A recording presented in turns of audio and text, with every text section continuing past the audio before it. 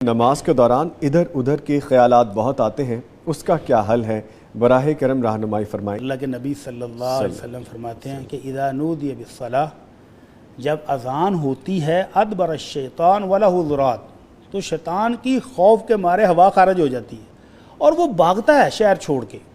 فرمایا مدینے سے تقریباً 80 کلومیٹر دور ہے الروحا شہر، یہ وہاں جا کے پناہ لیتا ہے، اتنا ڈرتا ہے اذان سے۔ اس لیے جس گھر میں جن اور جادو کا اثرات ہو وہاں وہ جو معلمین ہیں وہ کہتے ہیں کہ اذانیں پڑھو، تو اذان سے یہ خوف کھاتا ہے، بھاگتا ہے، ہوا خارج ہو جاتی ہے اس کی۔ لیکن جیسے ہی اذان ختم ہوتی ہے تو بھاگتا ہے نمازیوں کو وسوسے ڈالنے کے لیے۔ اقامت شروع ہوتی ہے تو پھر دوڑ جاتا ہے، اقامت ختم ہوئی، جیسے ہی نماز شروع ہوئی تو یہ آ جاتا ہے، ایسی ایسی بھولی ہوئی چیزیں یاد کرواتا ہے، ایسی ایسی پلاننگ نماز میں کراتا ہے کہ اللہ کے نبی صلی اللہ علیہ وسلم فرماتے ہیں کہ وہ بندہ شیطان کے وسوسے ڈالنے پر یاد کرتا رہتا ہے حتیٰ کہ یہ حالت ہو جاتی ہے کہ اس کو یاد ہی نہیں رہتا کہ کتنی رکعتیں پڑھی ہیں، سجدہ بھی کیا ہے کہ نہیں، تشہد بیٹھا تھا کہ نہیں۔ ایک دم جب وہ اپنی ہوش میں واپس آتا ہے تو پتہ ہی نہیں کہ نماز میں ہے کہاں۔ تو آپ نے فرمایا کہ یہ نماز کے لیے ایک اسپیشل شیطان ہے جس کا نام ہے خنزب، اس کا کام ہی یہ ہے کہ نمازیں خراب کرے۔ تو آپ نے فرمایا جب کسی کو یہ محسوس ہو، اور صحابہ میں بھی تھے جن کو ایسا ہوتا تھا، حضرت عثمان بن ابی العاص رضی اللہ عنہ آئے، کہنے لگے اللہ کے رسول میں نماز پڑھتا ہوں تو شیطان ایسے ایسے برے وسوسے ڈالتا ہے کہ نماز ہی خراب کر دیتا ہے۔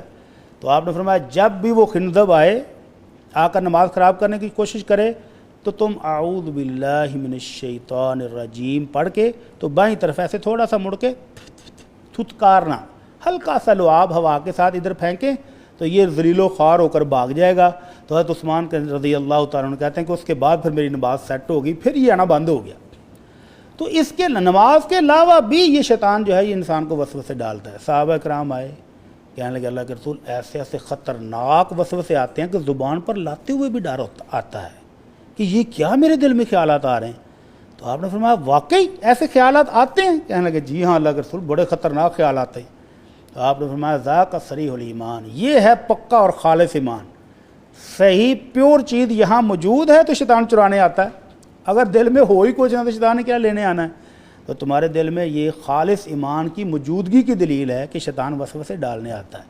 لہذا ان وسوسوں سے پریشان نہیں ہونا، بلکہ ان کو دور کرنے کے لیے علاج بھی اللہ کے نبی نے جو بتایا وہ کریں۔ لیکن اس کا مطلب یہ بھی نہیں ہے کہ شیطان نے آ کر ہلکا سا آپ کو ٹچ کیا کہ یاد کر تیری فلانی چیز وہاں پڑی ہے تو بس بندہ پھر اسی پلاننگ میں ہی لگ جائے اور نماز گزر جائے تو نماز ختم ہو جائے۔